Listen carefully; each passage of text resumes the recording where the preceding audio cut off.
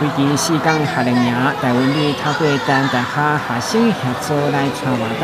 让这群囡仔伫休学期间同款有精彩课程，加上市面上各种营队的收费拢无俗，若要安排活动，嘛惊囡仔拍走，所以台湾里已经连续16天办夏令营，而且营队结束也阁有暑假收托服务。更加难能可贵的是，已经连续办24天。希望林议员伫结业式嘛再次出面关心，亲切甲囡仔互动，重为温馨。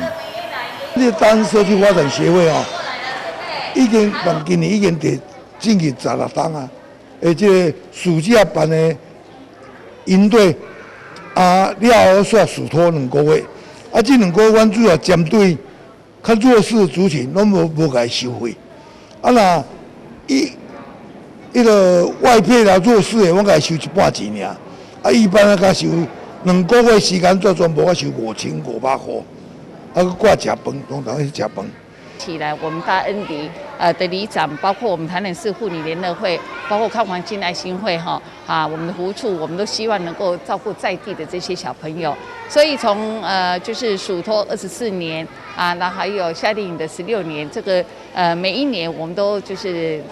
带很多的小朋友来到我们大安里活动中心啦。那当然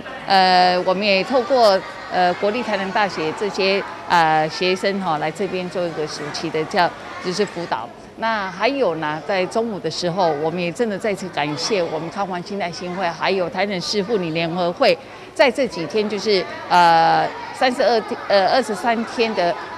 午餐也是从他们免费供应啦。那当然微薄的一个收费对一些人是有部分的收费，但是对于弱势这个家庭里面，我们是完全是免费的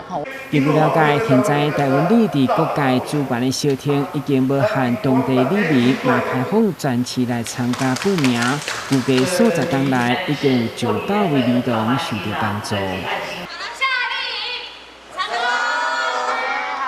台南新闻郭文吉采访报道。